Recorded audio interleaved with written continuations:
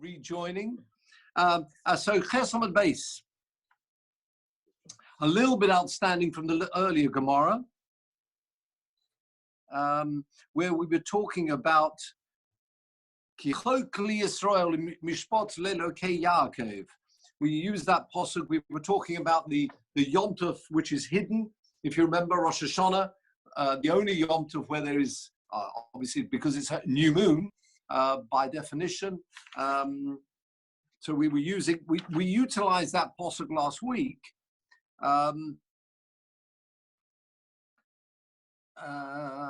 There's another Tanya Idach. Beginning line is Idach. 6 lines down. Tanya Idach. There's another a brisa regarding that posuk, as we often happens. We mention a posuk and then we discuss that posuk, although not necessarily relevant to what we're doing directly. But Tanya Idach, there's another pshat on that posuk. Ki choykli Yisrael, who? It says it's a statute for Yisrael. Eini ele Yisrael. It's a new pshat. This sounds like it's a statute. In other words, there's going to be judgment for Klal Yisrael. But what about everybody else? Is it only for Klal Yisrael? There is this, as we explained before, remember, the first of Tishri, and that's really where we're coming from. The first of Tishri is, as we said, Rosh Hashanah, in this way, Lashonim. And remember what this pshat was, Rosh Hashanah, Lashonim. In other words, that's when the year commences, or that was one pshat. And then we said it's the Rabbi Yitzchok, Lodin. Remember the first of, we were trying to understand pshat in the Mishnah when it says the first of Tishri is Rosh Hashanah, Lashonim. What type of years are we talking about? So we mentioned, according to Rabbi Yitzchok, this is Rosh Hashanah, Ladin.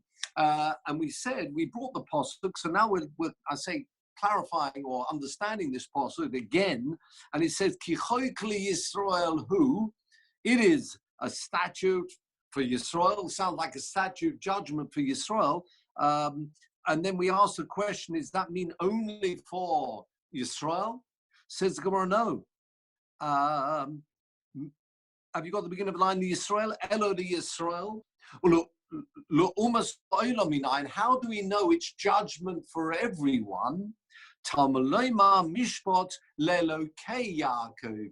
the God of Yaakov, the God of Yaakov is then sitting on din, not just for Yaakov, as it doesn't just say le Yaakov, it doesn't say, as it does at the beginning of the posuk, Chokli Yisrael, it's statutes, judgments for Israel, it's for the God of Yaakov, which represents, therefore, Hashem sitting in judgment over the whole world. Says Gemara, if that's the case, why did you mention at the beginning it's a chok for just Yisrael, and then it sounds like for the God of Yaakov it's judgment, which sounds like the God is judging, so therefore there should be no differentiation, there's judgment taking place. Why does the first part of the posuk tell us that it's chok Yisrael? What's that adding? Why can't the posuk just say it's judgment? Yaakov, the God of Yaakov, is in judgment, judging the whole world. What's the first part needed for?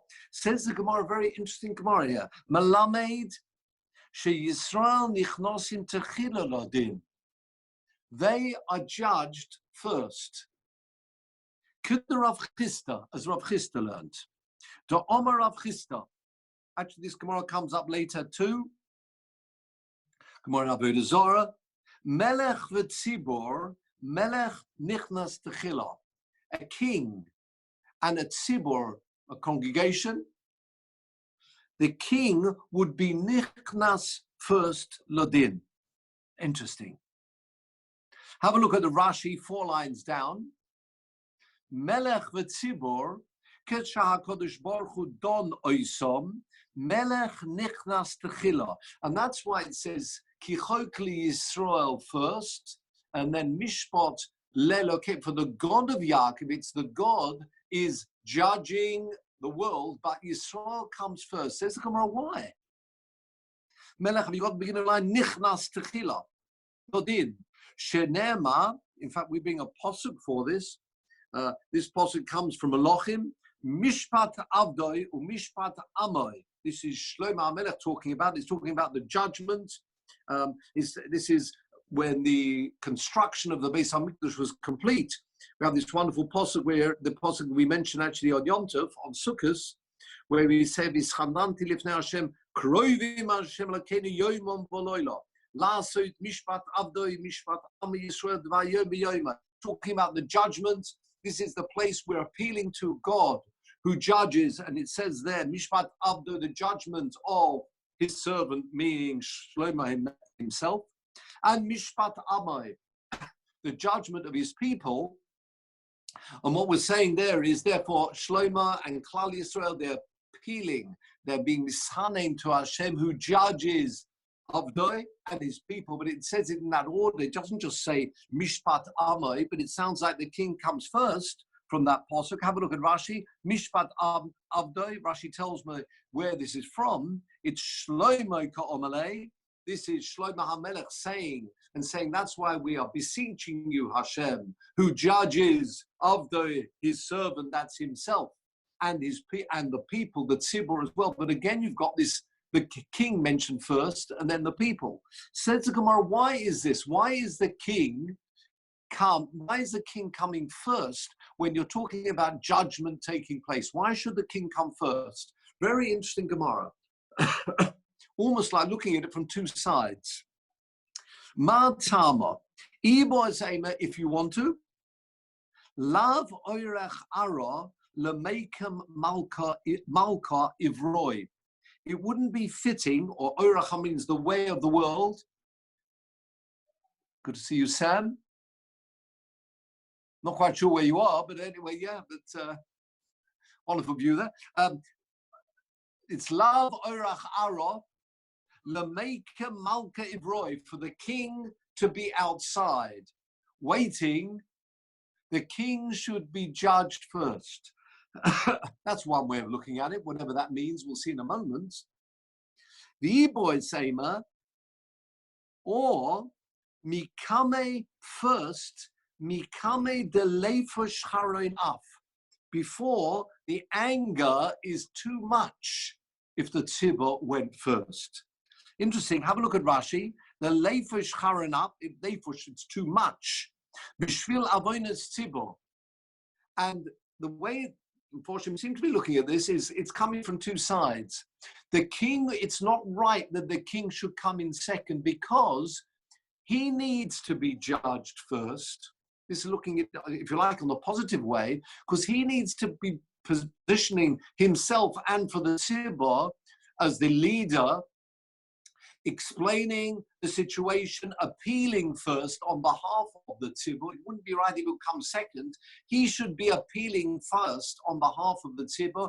He knows the situation. He feels for the tzibur. He is responsible for the tzibur in many ways. So it's not right he should come second. He should come first, expressing his case on why there needs to be the sieging that's taking place. He is responsible, and therefore he must come in first. It's not right he should come in second. That's one way of looking at it. At the positive side, he will be coming, realizing the efforts he's put in to try and ensure that the people, the tzibur, were acting correctly. That's one side. The Aboy Sema is coming from the other side, which means this. There's a Klei Yoko in Parashat Netzavim, which talks about this idea of Kol Yisrael Arevim Zeh B'Zeh. Yes, we are responsible for each other, but sometimes the limit, if the person is not prepared, we've done what we can do. We've done everything possible, but nevertheless, the individual still is veering from whatever the idea was of what we're trying to inculcate into the tzibur. In that case, the king will be able to put his hands up and said, look, I tried as much as possible. So for that pshat, we've got before the tzibur, and if you like, the anger comes from the behavior of the tzibur, which may have nothing to do with this king. He's done everything he can. In fact, the same Gemara comes up in Avodah Zarah, and it says the same thing there, where it mentions shall I call it they pishei tzibur, because of the aveirus of the tzibur. And maybe the Rashi says in Avodah Zarah, Yipora min hamelech, maybe the king will be punished for this. So there are two sides to it. On the one side, yes, he must come first because he is responsible. And therefore, in one side, that's the reason why he comes first, to explain himself and what he's done to try and ensure that the people are behaving in the correct way. But there comes a point where he's done everything he can, and therefore he will put his hands up and say, my hands are clean, I've done everything possible. For that reason, he shouldn't come in second after the tziburs come in, who maybe are going to be punished for their behavior, because maybe that's got nothing to do with the king. And therefore, there's no reason why he should be guilty because of the people if he's done everything he can. So for both those reasons, he should come in first. Number one, coming in first, appealing on behalf of the people because he's responsible for them. But coming in first, saying there are some people which I'm actually not responsible, I've done everything I can, and they're not prepared to listen. For those people, he comes in first so that he isn't actually picked up with the same brush that will happen to those other individuals, because he has done everything he can, and he can say he's actually not guilty, is innocent from the behavior of other people. So we've got two sides to it. A king must do what he can. Norman, there seems to be two issues here. One is giving a reason why a king should be judged first, but the previous bit was why Yisrael. So you're not absolutely right. So it's the same idea. I think we're saying here, just like you're spot on. Just like we're saying with the king, we're saying the same for Klal Yisrael. What does that mean? Just like the king is responsible for others, we are meant to be, whether we like it or not, this light to the nations. We are responsible in many ways. And therefore, it is up to us if there's, as we know, immediately somebody behaves incorrectly, it's always picked up, oh, the Jew. Because we are expected to behave in a different way.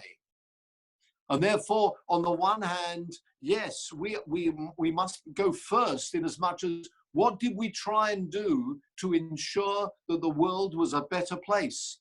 But we also put our hands up and say, maybe we've done as much as we can, but nevertheless, the people prefer to neglect or not to listen to what we were saying. So just like a king and the tzibur, the same of Klal Yisrael and the Umas Olam, we have a responsibility.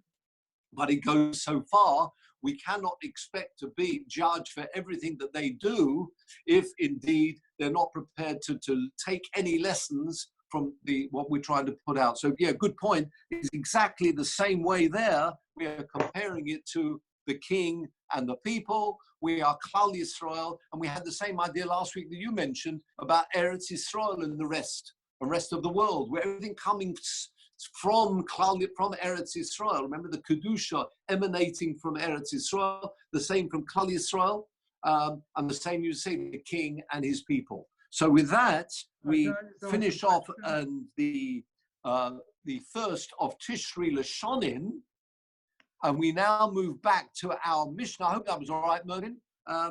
Yes. Okay. Back to our Mishnah, which says Ulishmitin. So we go back. If you remember the Echad, we've spoken about the first of Nisan. We've spoken about the first of Elul. Now we've spoken about the first of Tishri, and we said it's Lashonim, and we gave various interpretations. After the word Lashonim in the Mishnah, it says that the first of Tishri is Rosh Hashanah Lishmitin, for Shemitah.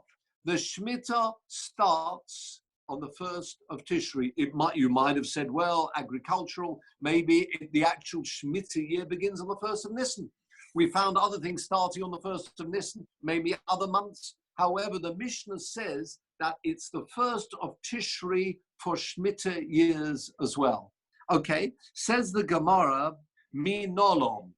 Excuse me. Had that. Remember, we've had this before. We mentioned this point about Minolom normally means there will have to be a source in the Torah. Remember the Maratz Chayes, we found that maybe there are some exceptions, but in the main, when you have a Minolon, you'd be looking for a posuk to prove that for Shemitah, the actual point, the beginning of the Shemitah year is on the first of Tishri. So, can I come in here? You can. before we get on to Shemitah, can You I can see your ask? eyes, Charles. Maybe just tilt the screen slightly and further down so we can see it. Right, excellent. Well, yeah. Before we get on to Shemitah, can I ask a basic question? Yes. How do the Rabbonim move from what the Torah tells us about Rosh Hashanah to what we have today? Today we have Yom Hadin. That is the underlying theme of all the tefillot on Rosh Hashanah. But if you look at the Torah, we are very limited because it's just a day for blowing the shofar, Yom Teruah, with no reference to anything, let's call it spiritual or religious. How do the rabbis move from one to the other? Very good. That was a good time for Chazorah. That's what we saw last week, if you remember, when Rabbi Yitzchok mentioned this point about its Rosh Hashanah Ledin.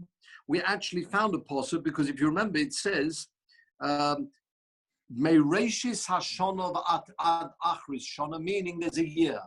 Yeah?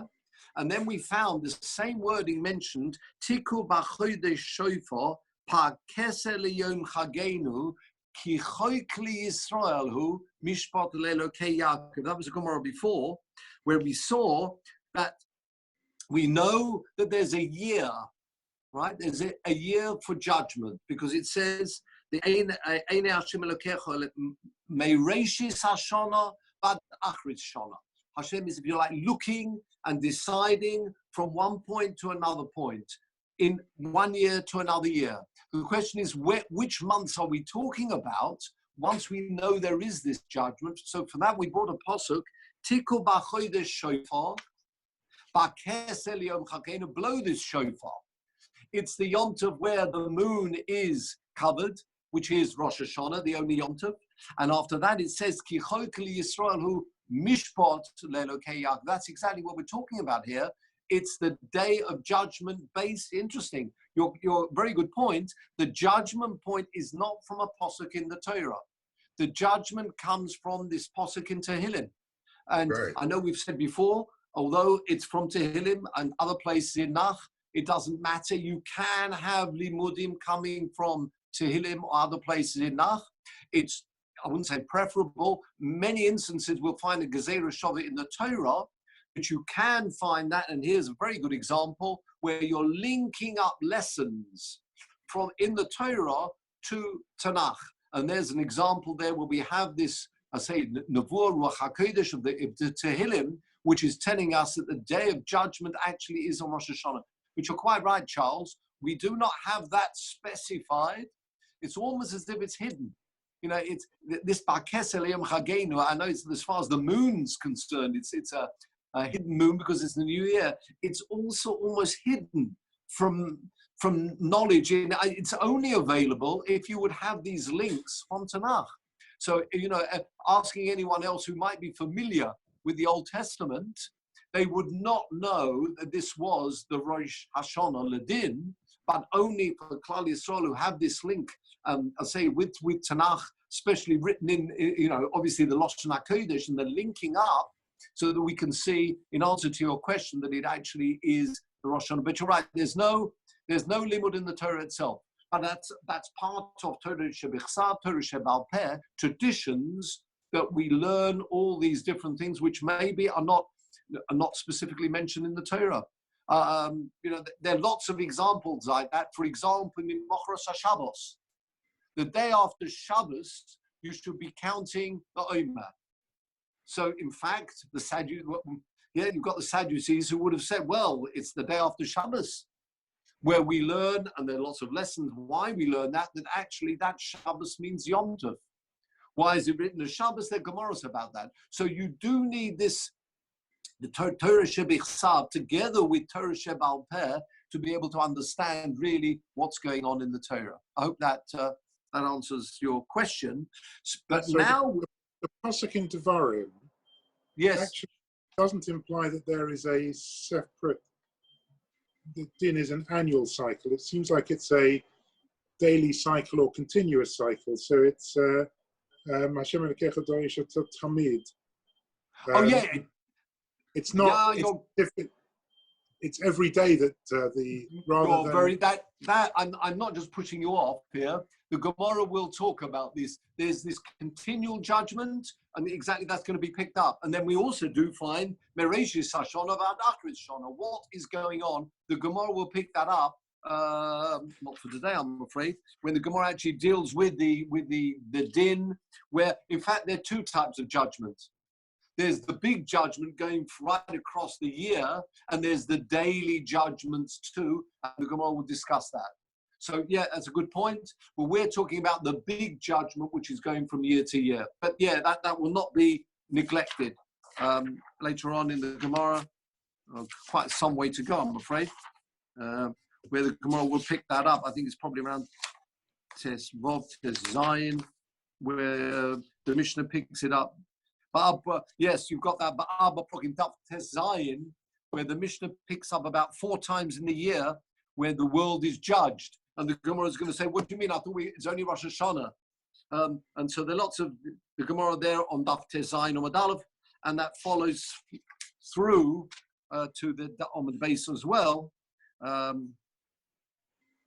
Halfway down the page, in answer to your question, you've got Rabbi Yossi Omer. I don't know if you can see the word Omer, Daf Tes Zayin Amud Aleph. Odom Nidoin B'chol Yom. So you've got that Chol Yom as well, and hopefully in due course we should be well. We'll pick that up. So yes. But the implication is that Eretz Yisrael is somehow special and has some additional daily attention. Yeah, but what we're saying there, again, we will explain, I think Mervyn mentioned this as well last week, that it seems to stem from Eretz Yisrael and then spread outwards. So the judgment's very much focused on Eretz Yisrael, and from there, the ripple effect everywhere else.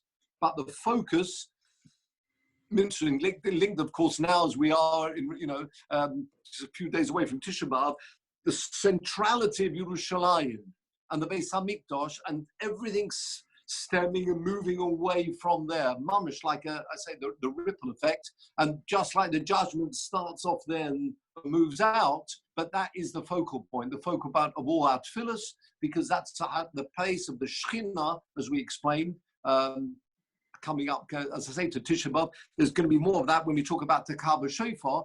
But the idea is, yes, you're quite right. The focus, again, a wonderful passage teaching us, the focus is Eretz Yisrael. And in fact, when you get to Eretz Yisrael, we've got lots of Mishnayos where we move further until we get to Yerushalayim, and then the Kodesh HaKadoshim, moving closer and closer. And the whole idea of the Shekhinah, mentioned in various sources, what do you mean the Shekhinah's there? It's a place where you can really experience the Shekhinah in as much as nothing is natural, it's all supernatural. In other words, they're nissim which are occurring constantly. And it's palpable, you can actually feel almost, the Shekhinah, and that's what it's meant to be like in Yerushalayim. So Eretz Yisrael, yes, and as we get closer, the Kedushas, Asora Kedusha, or the Kedushas, various Mishnais and Kedim, talking about the Mikvois, you talk about the Kedusha getting more and more as you get to Eretz Yisrael, to Yerushalayim, and then coming out too. But that's the focal point, as I say, where our tefillos, as that's really what we want, this idea of the Shekhinah actually being felt. And of course, this was exactly what happened in Yerushalayim. I know I'm to a slight tangent now, but as I did before Tisha B'Av, Yerushalayim was the place where you really felt. You talk about Asora Nissim, the constant Nissim that were happening there. You could feel that's what I mean by the Shekhinah, not seeing Hashem, but you could feel the miraculous nature of the Creator. And it was a place, Yerushalayim, the splendor. We've spoken about this before. People who you've just got this one Sanhedrin in Yerushalayim. If you're into music, you've got this wonderful orchestra and the choir. You've got Mishal or Simchas Pesach Shoeva in Yerushalayim, or Simcha Miyomov. You've got everybody coming together, Ba'achdus, hopefully, whether it's the Sholish Regolim or the Korban Pesach, and everybody afterwards singing the Hallel on top of the Beis HaMikdash. You got the Kohen, Bikdusha B'Tahara. You'd see this crimson turning to white. Well, for us, 2,000 years later, it's just the mind boggles. Imagine the crimson turning to white on Yom Kippur. You'd have the face of this Kohen Gadol as he comes out after the Beit HaMikdash. It was a place where you had to be b'shalom, not just externally, internally too. There was this internal shalom. It was a place where you could seek advice. You had the Sanhedrin HaGadol there. It was a place, I say, you saw these nisim constantly. And of course, a person couldn't but be aroused. It was a place a person came with korbanos. He wanted this connection with Hashem. So a mensch needed to bring a chatos, brought a chatos. In a Zman of Todah, Thanksgiving, they would bring a korban Todah. They felt connected. And that's really what we're talking about. And that's what we're lacking, this connection that we should have. And this is what they had in Yerushalayim that we don't have. But again, stemming back to Anthony, your point there, stemming from Eretz Yisrael, in particular Yerushalayim, and then from there, the bracha extending outwards. Okay, so this is something, as I say, maybe we should be thinking about in these few days before coming to Tisha B'Av. Back to our Gemara with Shmitin. So the Gemara says Minolon. Interesting Rashi here, Minolon. Two narrow lines down in Rashi. Minolon, from where do we know? And as we explained before, Minolon is a proof from the Torah. Sheshnas Shemitah, that the Shemitah year, Mukudeshes, is holy. It's a holy year. May Rosh Hashanah. Okay, so that's fair enough. Minolon means, from where do we know when we said Shemitah, all the Gemara just says Minolon, for what? Is the Gemara asking where do we know about the mitzvah of Shemitah? No. Which explains Rashi, we're explaining where do we know that the Rosh Hashanah for Shemitah starts at Tishri. Now, if you'd stop there in Rashi, you'd say, fine, I'm happy with that. Rashi is explaining the Minolon's coming to teach us not about the mitzvah of Shemitah, but the year, when does it begin? And we'll look into that. But Rashi continues. V'osa ba'avodas hakaka. It will then be forbidden working the land in Eretz Yisrael, as we know the Shemitah year. And as I just mentioned, as we know, these are very straightforward psukim, that in the Shemitah year, you cannot work the land. What is Rashi adding here? Why didn't Rashi just say, Minolon sheshnas Shemitah ukudeshes merosh Hashanah? This is not the place to tell us all the halachas of Shemitah. There is a whole mesechta of Shavuos. What is Rashi adding here by saying, V'osa ba'avodas hakaka? There's a beautiful oracle in there. We mentioned him before quite a lot. The Rav of Edlinger. Yes, Rav of Edlinger died in 1871. And he was the teacher or the Rosh Hashiva of my wife's grandfather's grandfather. Sorry, well, Benji, on the other side. Perhaps he's telling us what the philosophy of Shemitah is, because it's not just release of debts or liberation of slaves. I mean, it may be that's what Rashi may be adding, that it's. I'm just suggesting. You're touching on a very good point. Like with Yaakov Edlinger, you're quite right. There is something else that happens in Shemitah year. Let's not get confused to Yovel. We'll come to that in a minute. In Shemitah year, what are the two basic things that happen in Shemitah year? Number one, it's the Kedusha Sa'oretz, and you cannot cultivate the land. But there's something else that happens in Shemitah year. Loans get cancelled. Watch out for that. The loans getting cancelled. So you're quite right, Mervyn. And there is something else. In which case, a bigger question now with the questions the other way around. Why did Rashi only mention that? Why does he mention only the land? So on this, Rabbi Yaakov Edlinger mentions the following. I'll read the words that's right in front of me. Rabbi Yaakov Edlinger in the Sefer Aruch Laner. Who wants to see the Aruch Laner? Fine. Says Rav Yaakov Ettling in the Aruch HaNer, Hodu Hutzrach Rashi Lefarish there. Why did Rashi need to explain? V'chilo Yodanu Ma Din Shemitah. We don't know what Shemitah is, and this is not the place to tell us. We're talking about when the Shemitah year begins, not the halachas of Shemitah. We don't know that, it's a pasuk. But it's really Mervin's point. Nira, it would appear, says the Aruch HaNer, it comes, Rashi does not want this Gemara to be talking about annulling loans. Why not?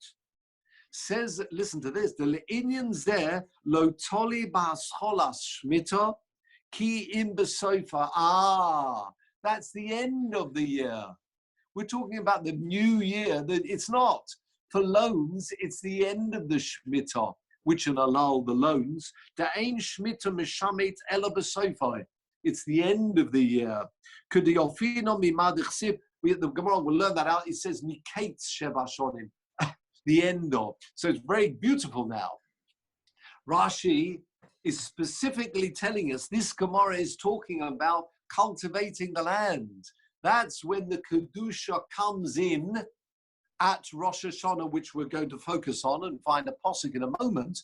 We are not talking about loans being cancelled. Yes, they will be cancelled in the year of Shemitah. It's got nothing to do with the Rosh Hashanah. It's the end of that Shemitah year.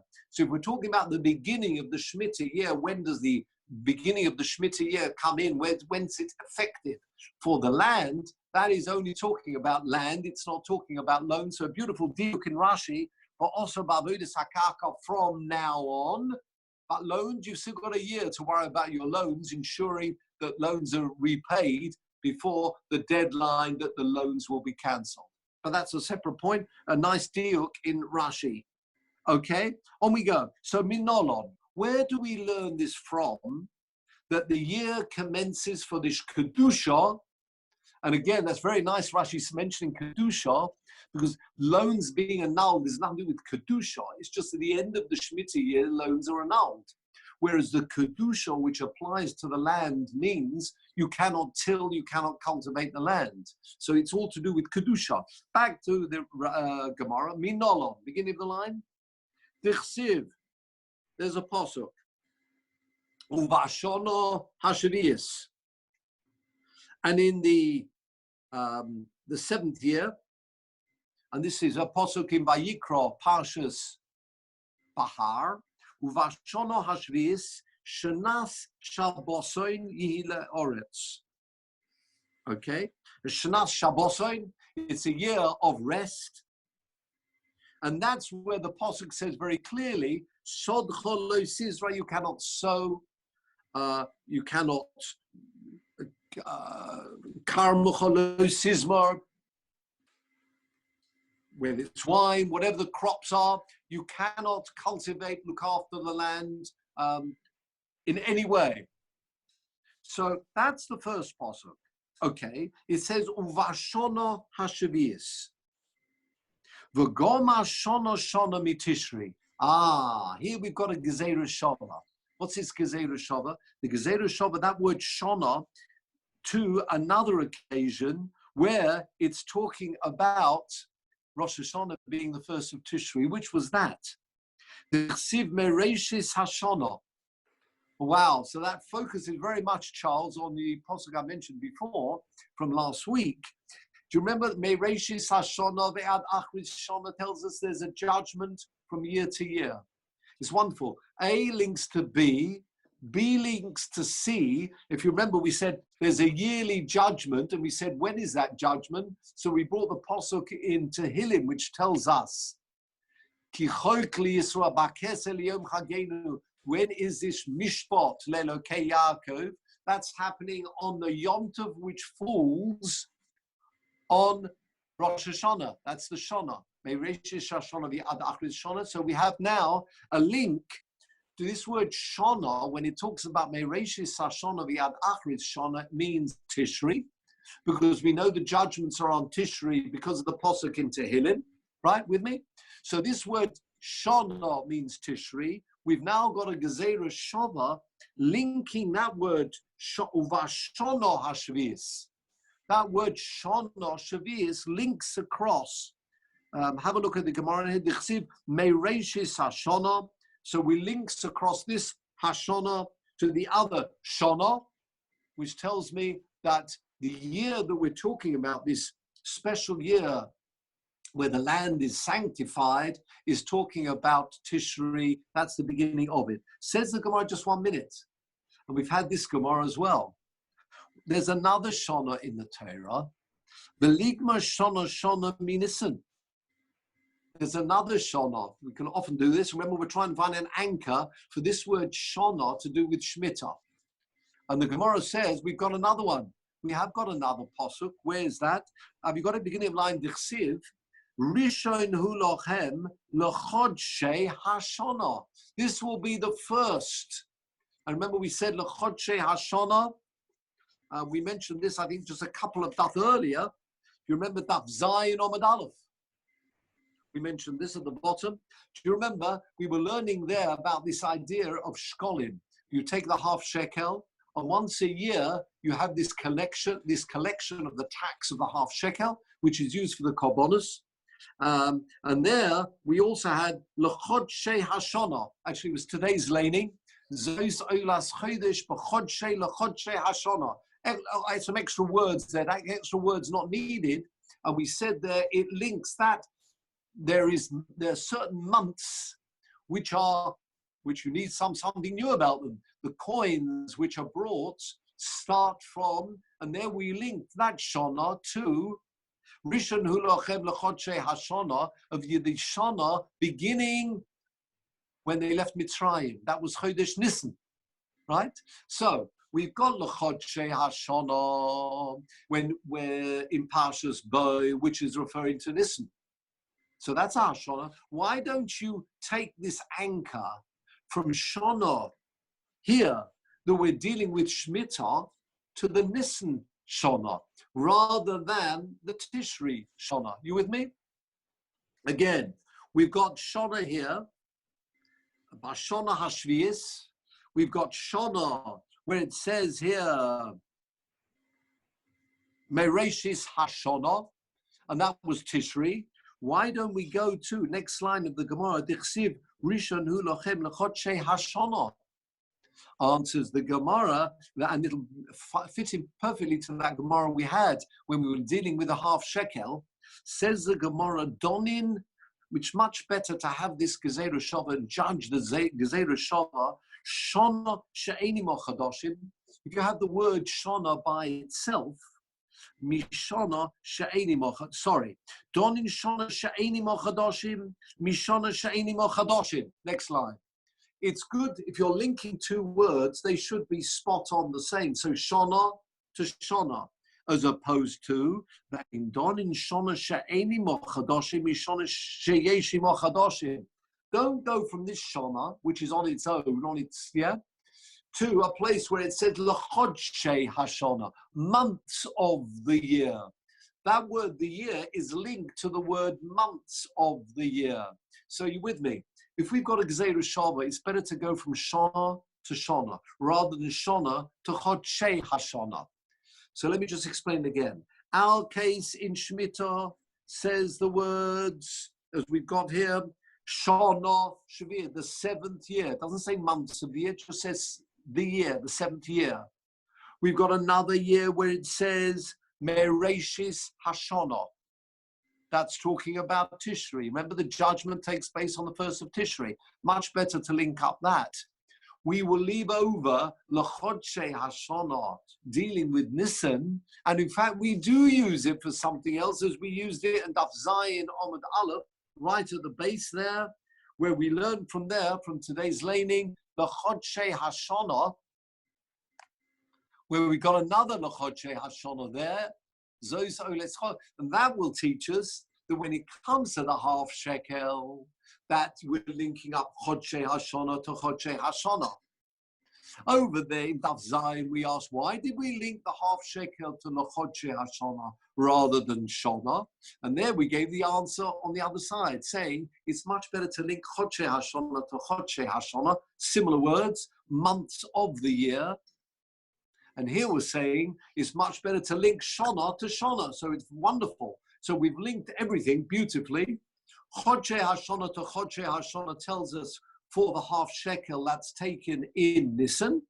Shana to Shana tells us that Shemitah year begins on Tishri rather than Nisan. And that is the end of that. The Gemara has now proved the point, nothing more to say.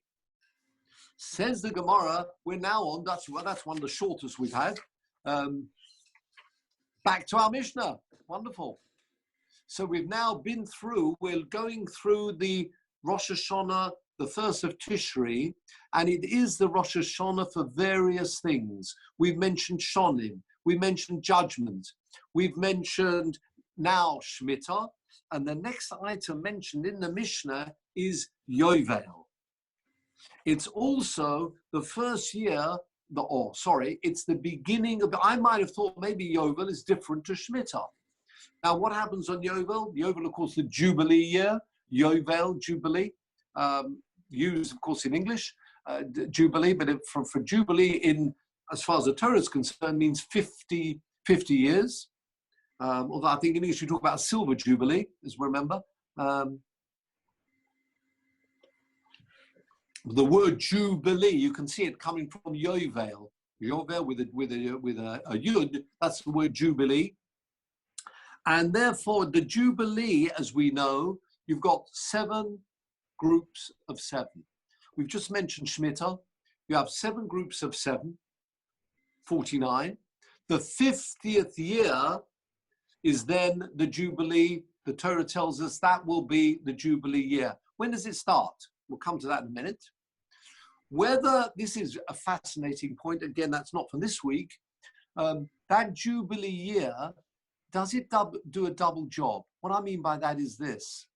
We've got 49 years and then that 50th year. Is that a 50 year which is not, it's not part of the 49, or does it start the next cycle? In other words, it's year 1 of the next. We may have mentioned this previously. In fact, the Gemara about that is here, but let's do it a little bit later on.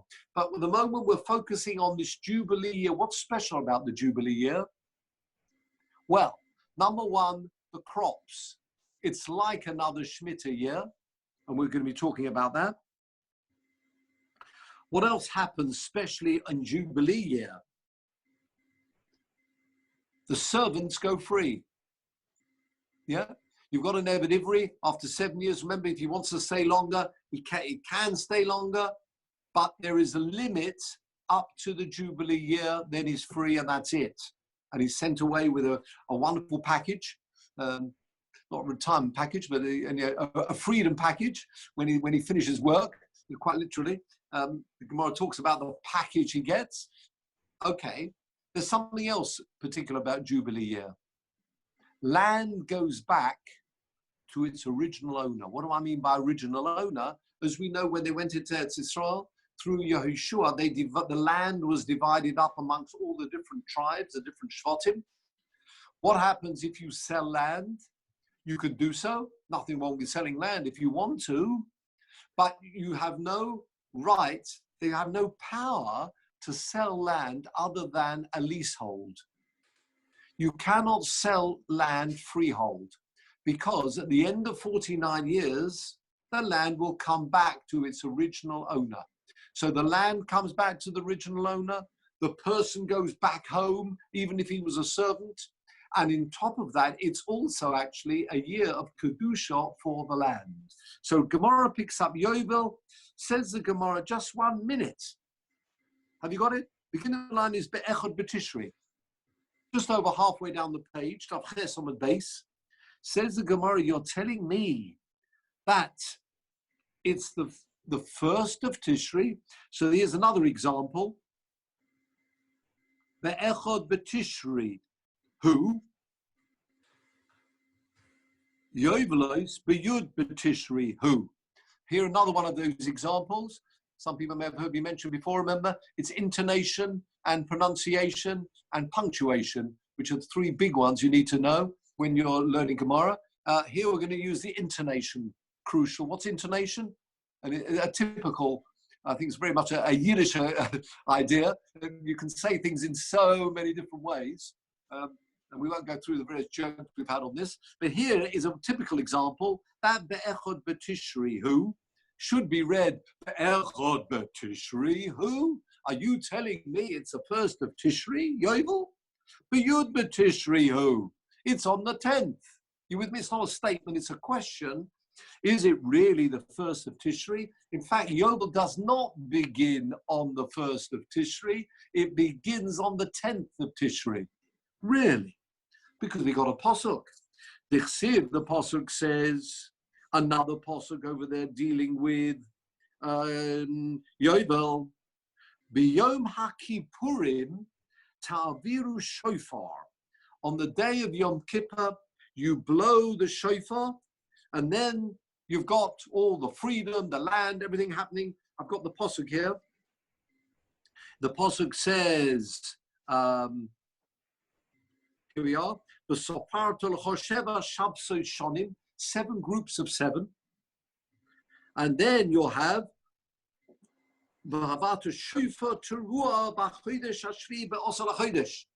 the 10th of Tishri. That's very clear. Actually, it said Bachodesh. It's actually tells Bachodesh Hashvi, but it does say the 10th. B'yom HaKippurim taviru shofar b'chol artzachem. And following that, it talks about after that Kedusha, another pasuk, which says Krosem Doror. There's freedom. Freedom that so the slaves are now free to go back home. And also, the rest of that pasuk says, "V'shavtem ish el achuzase." Land goes back to its original owner. So all that is happening, but it seems to be linked to the pasuk previous that mentions you're going to be blowing the shofar on the 10th. So it sounds like that jubilee, the sound of the shofar, which heralds the beginning of that year, and then everything will be happening, land and individuals becoming free. So the Gemara's got a bit of a problem here. Have a look at Rashi. But Norman, previously we've had with the regalim that don't necessarily start on the 1st of Nisan. Yes. So we've said that the month doesn't necessarily need to be the first day of the month. You're quite right. So you're right. If you were going to be pushed, you could give that answer and say it's the month in which this happens. You could do that. Which we've done before, and that's indeed what we said about regalim. But it's nicer if we can actually say it is going to be on the 1st, because then it will fit in with the rest that are in that group. When we talk about Be'echod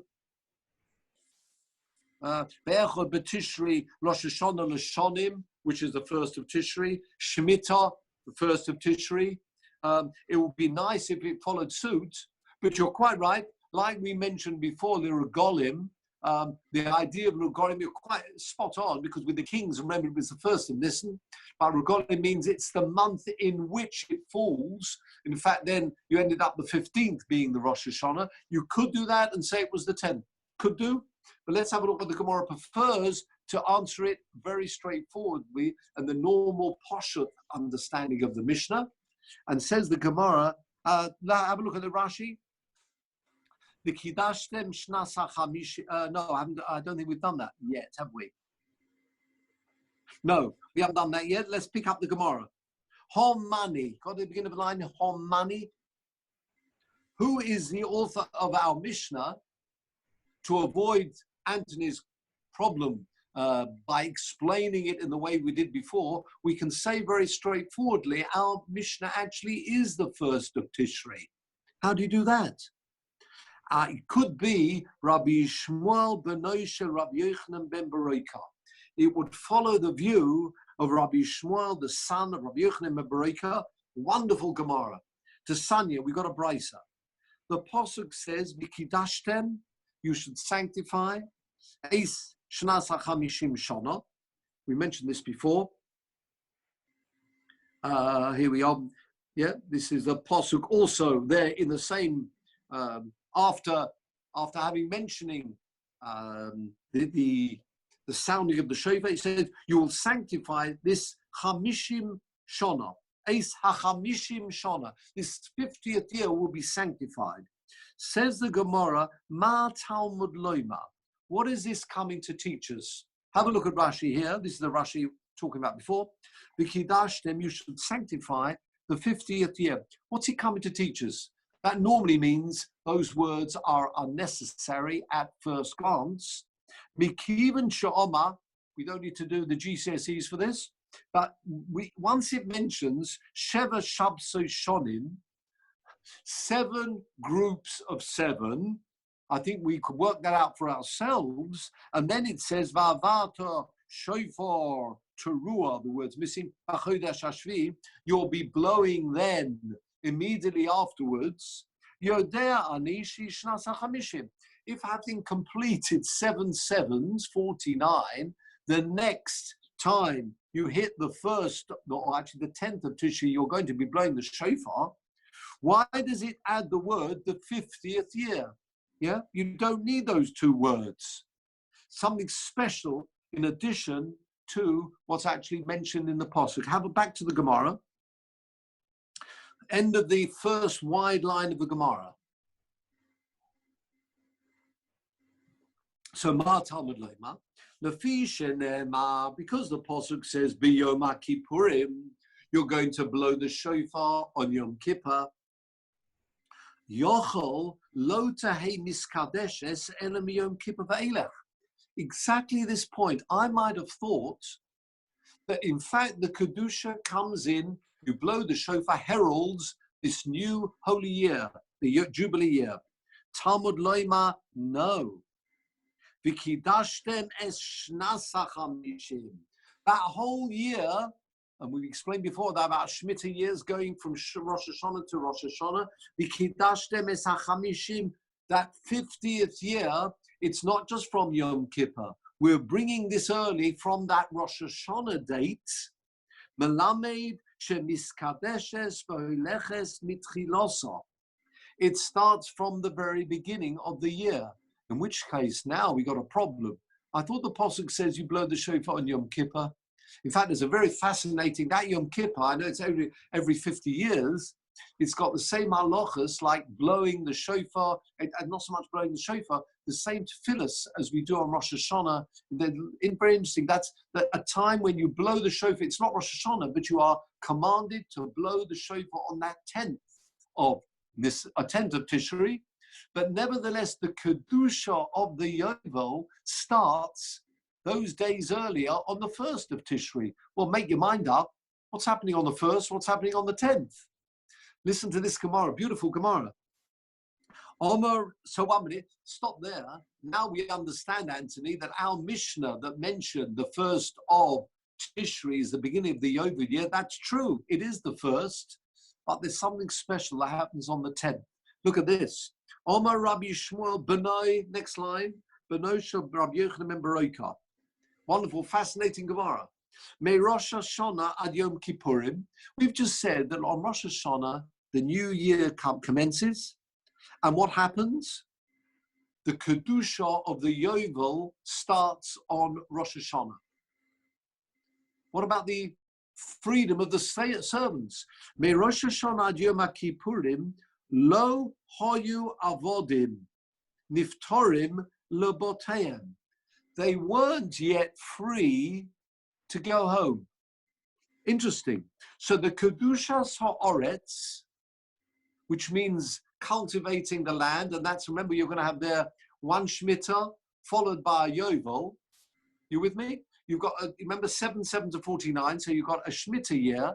The next year is a Jubilee year, which the Kedusha will start on the 1st of Tishri, but the servants are told, don't go home yet. And what happens?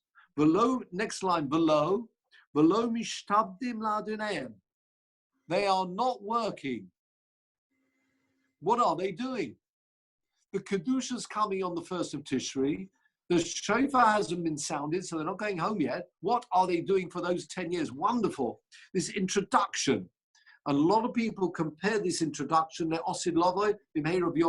idea of there's an earlier introduction to this freedom. There's an earlier introduction to Bias, God said at the beginning of Mashiach time,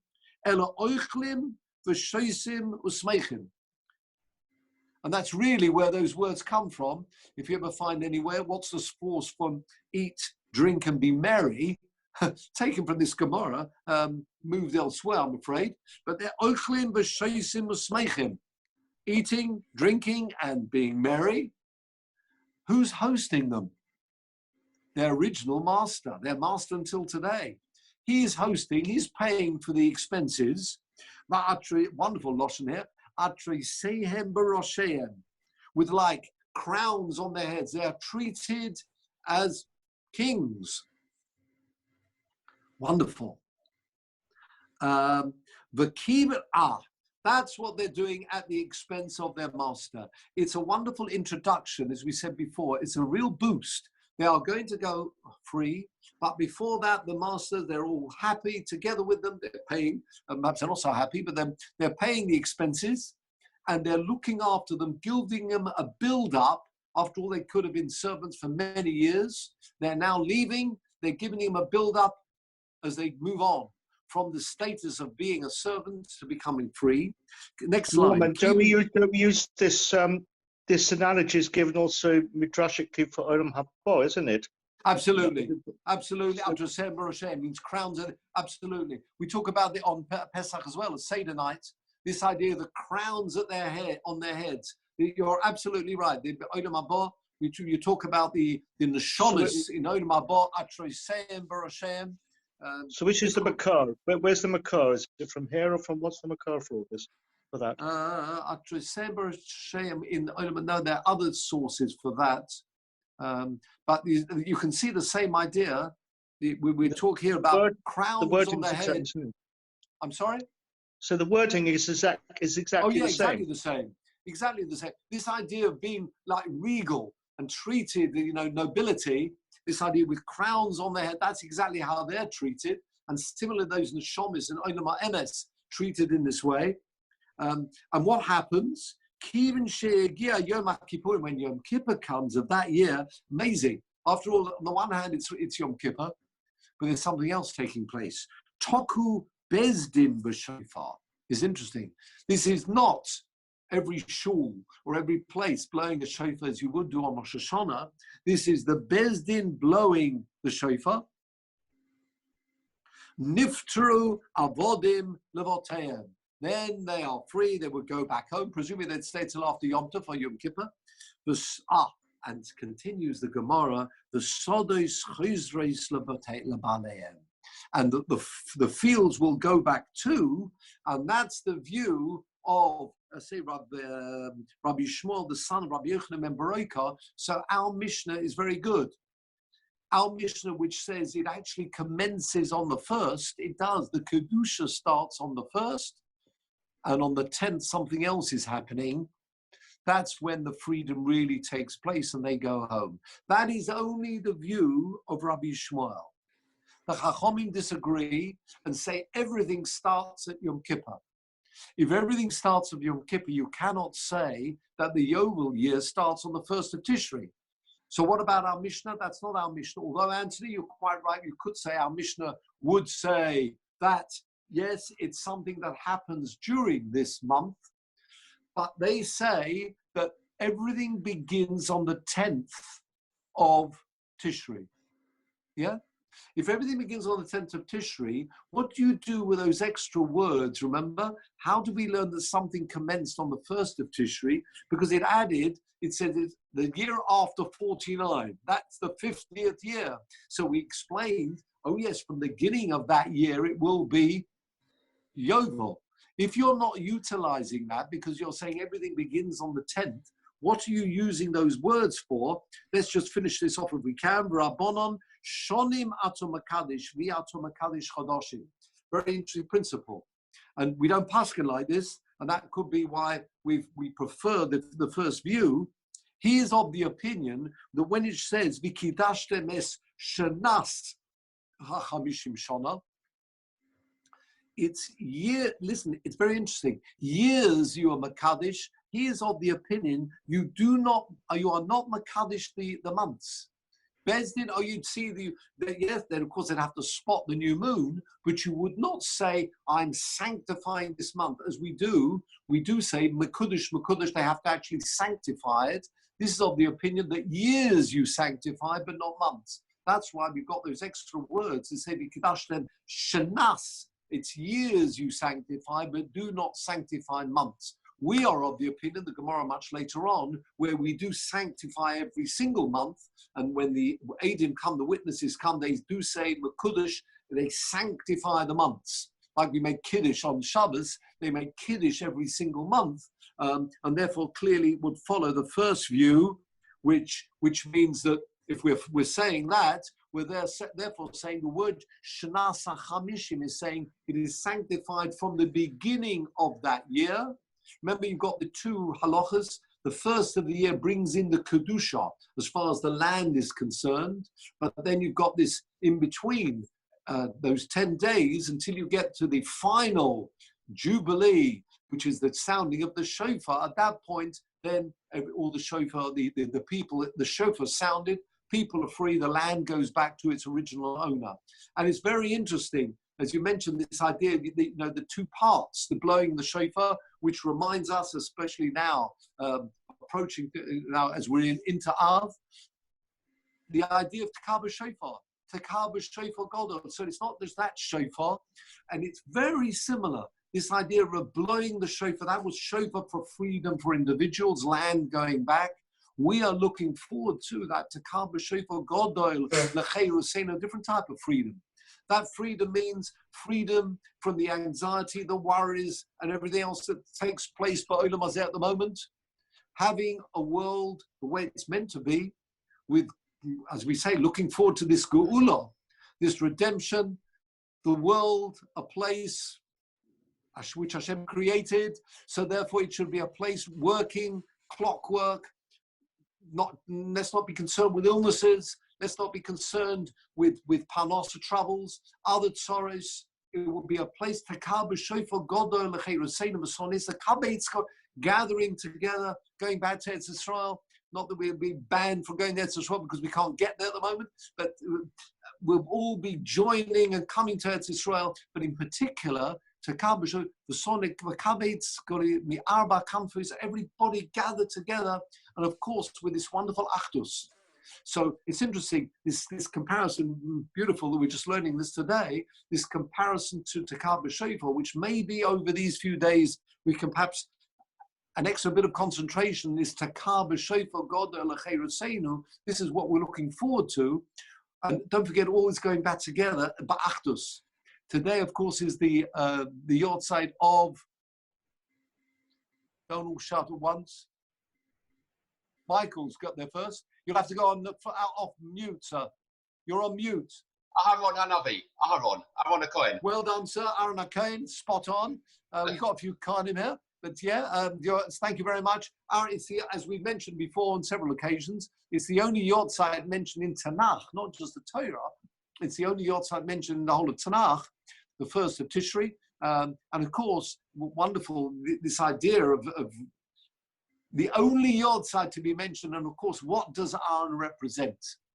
As we know, he was the Kohen Gadol, but in particular, Oyev Shalom, V'rodev Shalom. We all know those psukim at his death, which is today. And it says, what happened at his death? Here's the pasuk I've got here. What happened at his death? When they saw Kigova by Yivka is Aaron Shloshim Yom, and the famous words Kol Beis Yisrael, everyone. Ladies, normally if you have a great personality, somebody's got to appreciate what the greatness of the individual. But when someone's full of, as Aaron was, Oyev Shalom, V'rodev Shalom, beautiful. That wonderful Rashi there in Chukas, which says Ho'anoshim, Ba'anoshim, Lefi She'oya Aaron, Rodev Shalom, and making Shalom between Bali and Riva.